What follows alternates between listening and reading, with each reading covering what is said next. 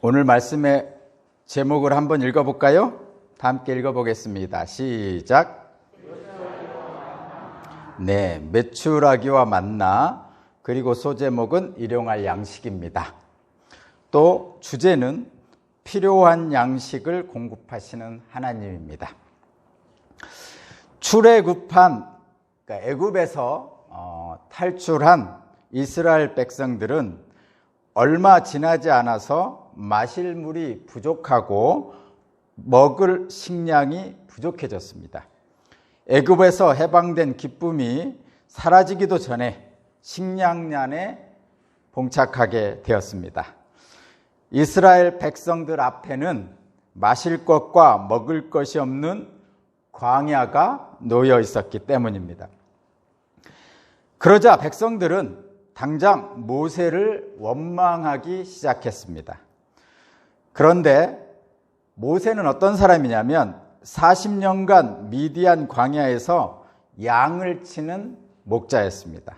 그래서 그는 누구보다도 광야를 잘 알고 있었습니다. 물론 마실 것과 먹을 것이 없다는 것도 알고 있습니다. 그래서 그 광야에서 출애굽한 이스라엘 백성들의 필요를 채우기 위해서는 한 가지 방법밖에 없다는 것을 모세는 알고 있습니다. 그것은 하나님의 기적이 날마다 일어나야 한다는 것입니다.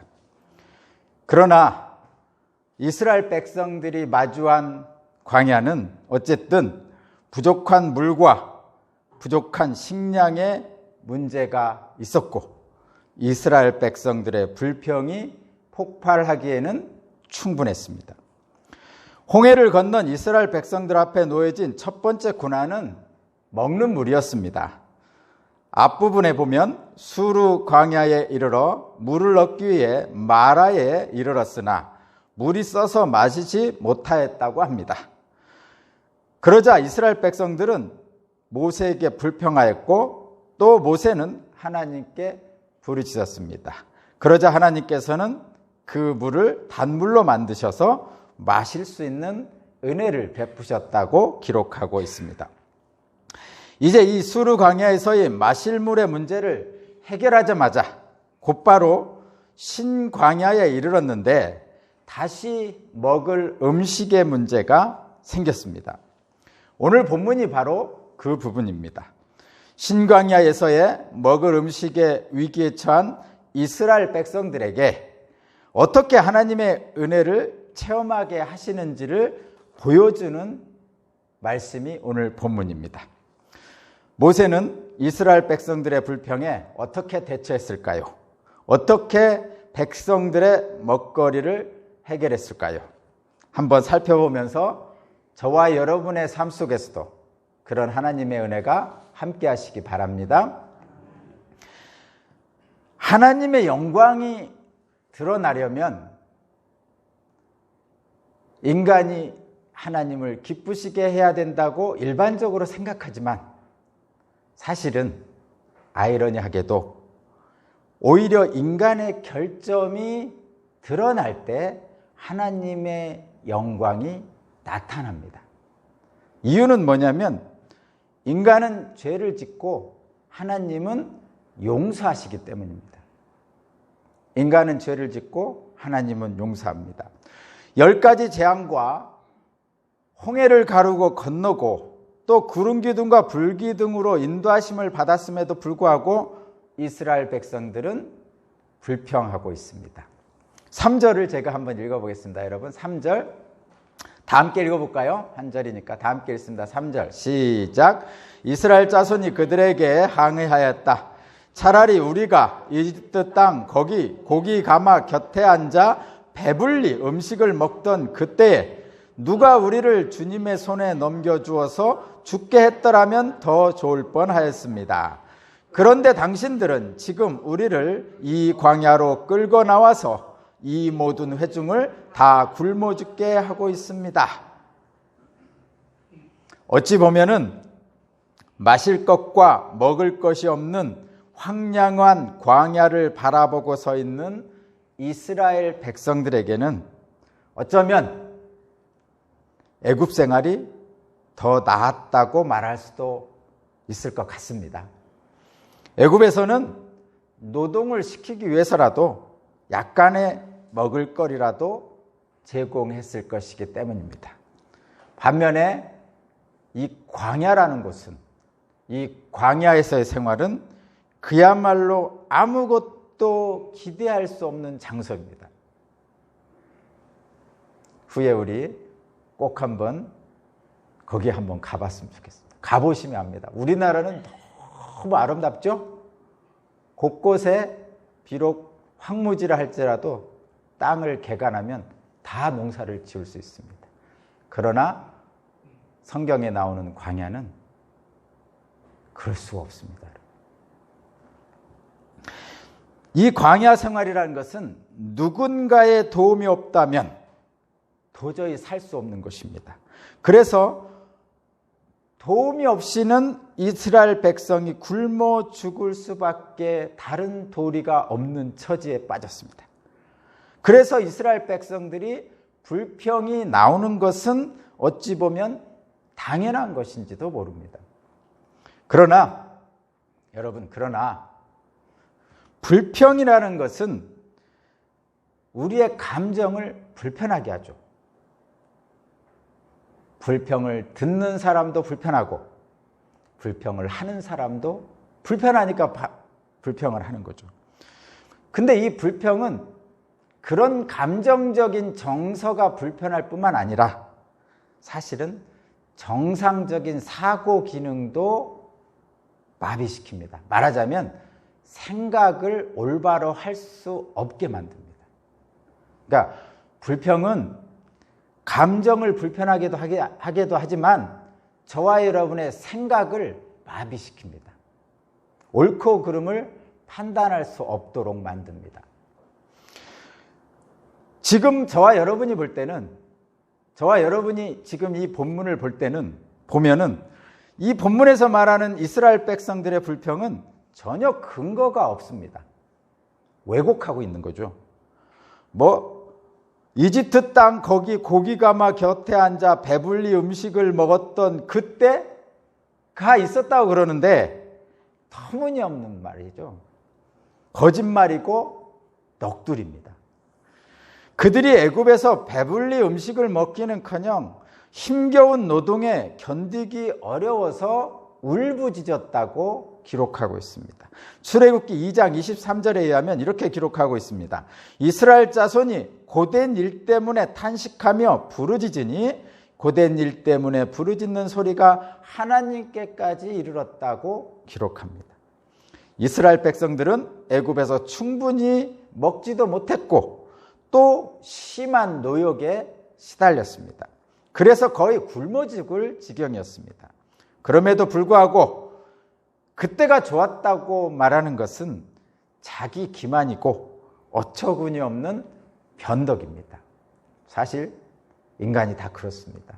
그래서 인간은 죄를 짓고 하나님은 용서하신다는 말이 생겼는지도 모르겠습니다. 얼마 전까지 홍해를 가르고 구름 기둥과 불 기둥으로 인도하시는 하나님의 은혜에 감사하고 찬양하였던 백성들입니다. 그런데 어느 순간에 불평을 하다 보니까 바뀌었는데 무엇이 바뀌었냐면 바라보는 눈이 바뀌었습니다. 바라보는 시각이 바뀌었어요. 불평과 원망은 하나님의 거룩한 이름을 헛되게 하는 것입니다. 왜 그러냐면 이스라엘 백성을 광야로 이끌어내신 이는 모세가 아니라 바로 하나님이시기 때문입니다. 하나님은 모세를 보내셔서 이스라엘 백성에게 다음과 같이 약속하시면서 애굽에서 해방시키셨습니다. 출애굽기 6장 7절에 보면 너희를 나의 백성으로 삼고 나는 너희의 하나님이 될 것이다. 이렇게 이스라엘 백성들에게 약속하시고 그들을 종살이에서 해방시키셨습니다. 그랬기에 이스라엘 백성은 출애굽하도록 이끄신 하나님을 경배하는 것입니다. 10가지 재앙과 홍해를 가른 기적과 구름 기둥과 불 기둥으로 이끄시는 하나님을 신뢰할 수밖에 없었습니다.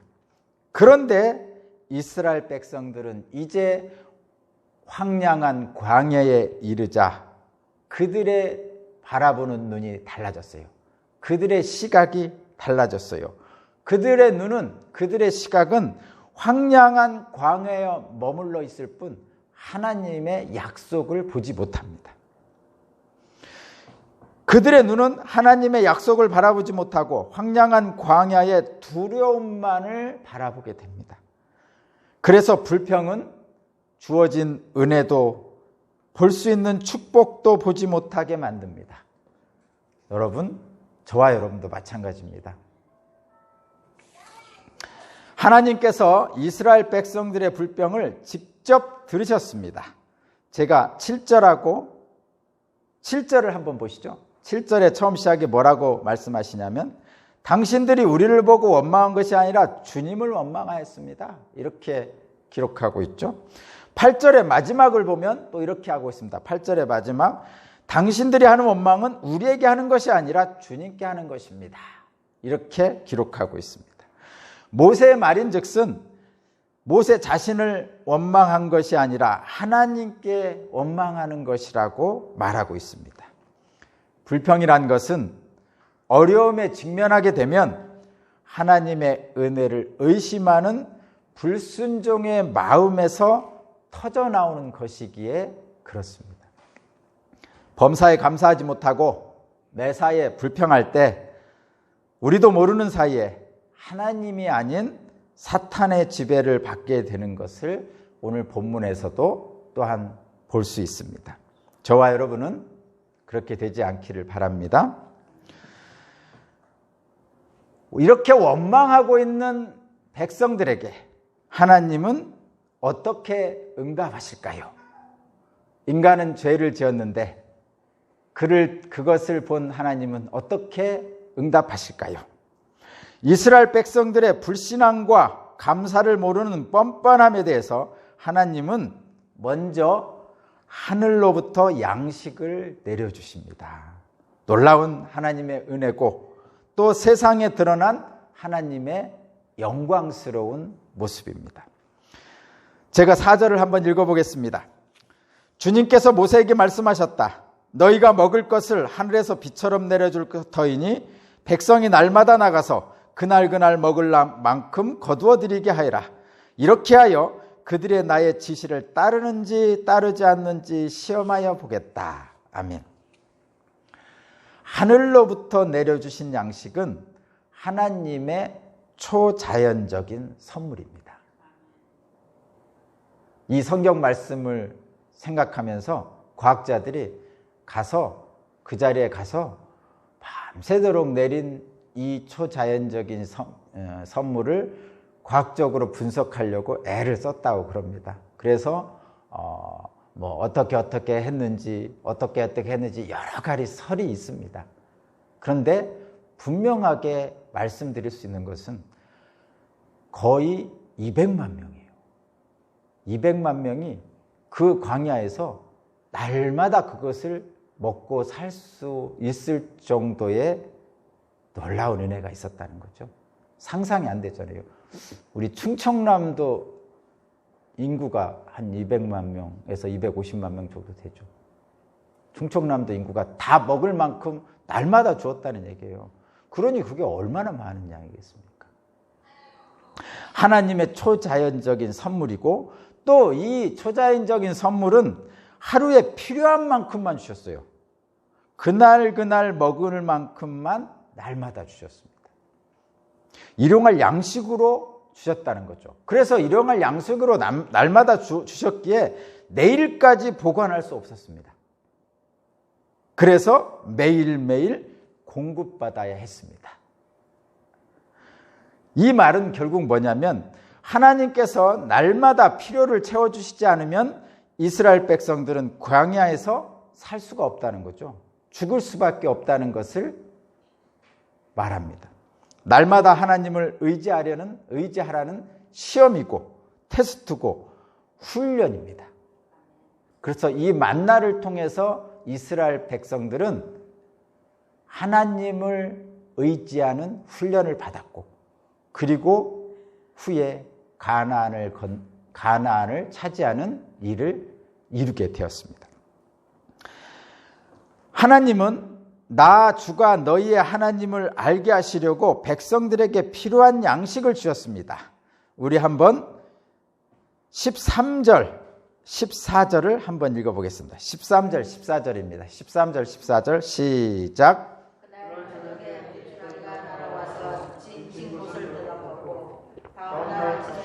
진친 곳 둘레에 안개가 자육하였다. 안개가 거치고 나니 이럴 수가 광야 지면에 마치 땅 위에 서리처럼 보이는 가는 쌀아기 같은 것이 덮여 있는 것이 아닌가. 아멘. 저녁에는 메추라기가 온 진영을 덮었고 아침에는 이슬과 함께 작은 물체가 주어졌다고 합니다. 이것을 처음 본 백성들이 이게 무엇이냐라고 히브리 말로 서로에게 물었다고 합니다. 이게 무엇이냐라는 히브리 말의 발음이 만후라고 그럽니다. 만후. 이게 무엇이냐라는 히브리 말이 만후랍니다. 그래서 저와 여러분들이 이것을 만나라고 부르나 봅니다. 이스라엘 백성들은 그것이 무엇인지를 알지 못했습니다. 다만 고수 씨처럼 하얗고 그 맛은 꿀 섞은 과자와 같다고 성경은 기록하고 있습니다. 거듭 말씀드리지만 만나는 값없이 거저 주어졌습니다. 단지 만나를 구하기 위해서, 거두기 위해서 아침에 거두러 나가는 수고만 하면 되었습니다. 저와 여러분도 마찬가지입니다. 하나님의 은혜는 값없이 거저 줍니다. 여러분이 거두러 나가는 수고만 하시면 됩니다. 이 사건에서 하나님께서 그 백성들에게 필요를 채워주시는 분임을 분명하게 증거하고 있습니다. 광야는 모든 방향으로 열려있는 공간입니다. 사통팔달이에요. 말 그대로 이쪽으로 갈 수도 있고 저쪽으로 갈 수도 있고 주변이 황량한 벌판입니다. 가끔 산도 있지만 산은 바위산, 돌산입니다. 그래서 모든 방향으로 열려있는 공간이기에 뜻만 있다면 어느 방향으로든지 향할 수 있습니다. 그 방향이 순종의 방향일 수도 있고 불순종의 방향일 수도 있습니다. 그 광야는 또한 모든 위험이 도사리고 있는 거친 땅입니다. 1년에 비가 거의 안 오고 살아있는 짐승도 없고 풀도 자라지 않는 거친 땅입니다. 실제로 이스라엘 백성은 광야 40년 동안 그러한 위험과 그리고 하나님의 은혜를 번갈아 경험하며 지냈다고 합니다. 오늘 본문에서 보면 하나님은 위기를 맞이하는 이스라엘 백성에게 하나님의 은혜를 경험하게 하십니다. 굶주림에 처한 이스라엘 백성들은 불순종의 위기에 처했습니다. 저와 여러분도 그렇죠. 코로나19로 많은 어려움이 있잖아요. 직장도 잃은 분도 있고 중소상인들은 너무 많은 어려움을 겪고 있죠. 그럴 때 불순종의 위험에 빠지게 됩니다. 내 코가 석자라서 그렇기도 하고 위험에 처한 이스라엘 백성들도 마찬가지였습니다. 불순종의 위험에 빠졌습니다. 그러나 저와 여러분들의 하나님은 이스라엘 백성들에게도 은혜를 주셔서 신비로운 양식인 만나를 주셨습니다. 그리고 그 은혜 안에서 풍족함, 하나님의 풍족함을 누릴 수 있도록 훈련을 시키셨어요. 날마다 구할 수 있도록 일용할 양식을 주셨습니다. 저와 여러분의 하나님이 그런 분임을 믿으시기 바랍니다. 오늘날도 지금도 저와 여러분도 광야와 다름없는 세상을 사실은 살고 있습니다. 그래서 그런지 이스라엘 백성들처럼 불평이 참으로 많습니다. 실제로 그렇죠. 제가 보기에는 살만한데도 입에 불평을 달고 있는 사람들이 많이 있습니다. 그만하면 살만한데도 그저 입만 열었다 하면 불평하는 분들을 많이 볼 수 있습니다. 굳이 옛날 얘기를 하지 않아도 요즘 불평할 만합니까? 사실 한 30년 전 제가 어렸을 때 생각해 보면 요즘은 너무 좋은 세상이죠. 이렇게 얘기하면 또 젊은이들 그러죠.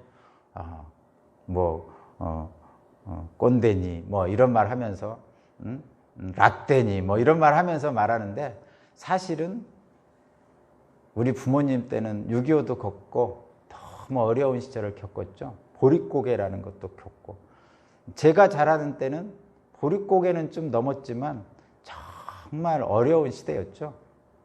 그래서 돈 팔고 소 팔고 어떻게든지 자녀들을 교육시키려는 저희 부모님 때의 그 고생 덕분에 사실은 오늘날 이 정도까지 온 것이죠. 사실 저희 부모님 때를 생각해 보면 정말 눈물이 앞을 가릴 정도입니다. 그런 부모님들의 놀라우신 그 은혜 때문에, 물론 하나님께서 우리나라를 사랑하셔서 그렇게 할 수 있도록 도우신 거지만, 부모님들의 그 놀라우신 은혜들을 생각하면 감사할 뿐입니다. 고생하셨습니다. 정말로. 지금 생각해 보십시오. 얼마나 좋은 시절입니까?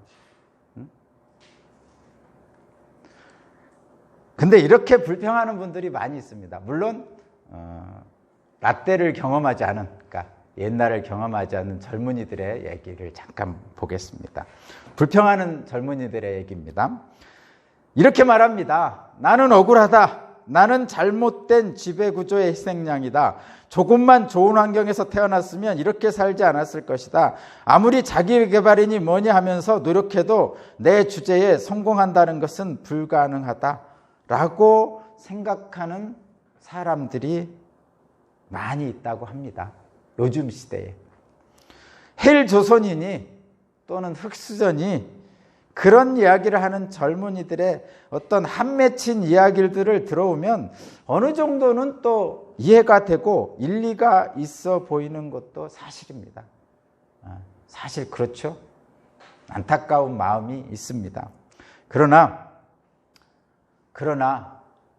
모든 역사를 되짚어 보면 어느 시대이든 어느 나라든 완벽하고 깨끗하고 정직한 체제는 없었습니다.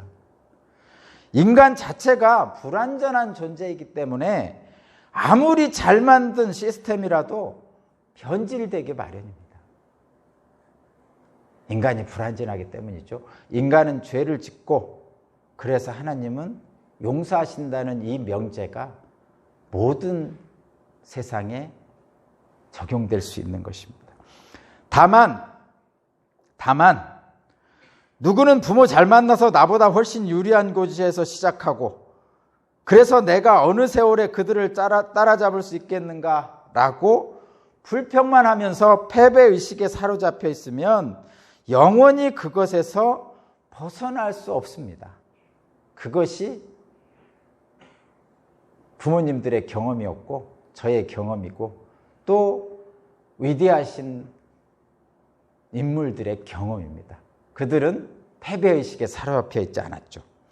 자신이 억울하다고 생각하는 사람은 모든 일에 핑곗거리를 찾습니다. 실패하는 사람들의 공통점은 항상 핑곗거리가 입에 달려 있습니다. 너 때문에, 남 때문에 다 이렇게 하죠. 물론 안타까운 심정은 있습니다. 거듭 말씀드리지만 우리 사회에 잘못된 관행들, 잘못된 지배 체제들이 있습니다. 그것이 없다는 것은 아닙니다. 다만 불평을, 핑곗거리를 입에 달고 살 필요는 없습니다. 그래서 저와 여러분은 분명하게 기억해야 할 것이 있습니다. 분명하게 알아야 될 것이 있습니다. 그것은 뭐냐면 하나님은 우리가 가진 것이 없어도 사랑하십니다. 세상은 우리의 외모와 가진 것과 사회적 지위로 우리의 성공과 그렇지 않은 것을 평가하지만 하나님은 그렇지 않습니다. 하나님은 저와 여러분이 가진 것이 없어도 사랑하십니다. 가난한 자는 복이 있다고 분명히 말씀하셨습니다. 가난한 자는 복이 있다. 일부러 가난할 필요는 없겠지만, 그러나 가난한 자를 사랑하시는 하나님이 계심을 분명히 기억하시기 바랍니다. 그럼에도 불구하고 패배감에 늘 불평을 입에 달고 사는 사람은 가난한 자는 복이 있다는 이 복음이 그들에게 현실이 되지 않습니다. 가난한 자는 복이 있다는 이 복음이 현실이 되기는커녕 거꾸로 가난한 자는 계속 가난할 것이다 라는 그 말이 그들의 삶 속에 이루어질 뿐입니다. 불평거리와 원망거리는 언제 어디에도 있었고 앞으로도 있을 겁니다. 그러나 고난 속에서도 하나님의 뜻을 깨닫고 행하는 자에게는 하나님께서 새로운 세상을 보여주신다고 분명하게 약속하셨습니다. 저와 여러분은 그 약속을 붙들어야 됩니다. 세상이 아무리 내가 생각하는 것과 다를지라도, 그러나 그 안에서 하나님의 놀라우신 은혜와 기적이 오늘 본문처럼 이루어지고 있다는 것을 기억하시기 바랍니다. 특별히 우리 젊은 사람들에게 간절히 소망하기는 황량한 광야 속에서도 하나님의 은혜는 계속되고 있습니다. 힘내시고 우리를 부르시는 하나님의 부드러운 약속의 음성을 들으시기 바랍니다. 무슨 일을 있든지 무슨 일을 만나든지 하나님의 은혜 안에서 형통하게 되기를 주님의 이름으로 축복합니다. 기도드리겠습니다. 필요한 양식을 공급하시는 하나님, 이스라엘 백성에게 메추라기와 만나로 일용할 양식을 허락하신 하나님, 오늘 지금 우리에게도 필요한 것을 공급해 주실 것으로 믿습니다. 감사드리며 예수 그리스도의 이름으로 기도합니다. 아멘.